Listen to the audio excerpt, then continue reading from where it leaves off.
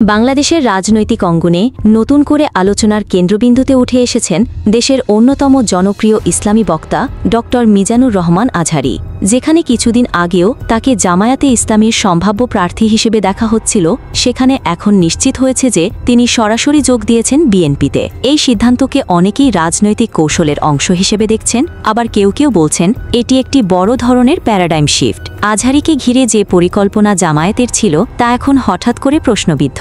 একাধিক সূত্র বলছে জামায়াত তাকে সামনে রেখে নির্বাচনী প্রস্তুতি নিচ্ছিল, এমনকি দলের অভ্যন্তরেও তার নাম ঘুরছিল সম্ভাব্য তারকা প্রার্থী হিসেবে। কিন্তু আজহারীর হঠাৎ বিএনপিতে যোগদান সেই সব পরিকল্পনায় ছেদ ফেলেছে।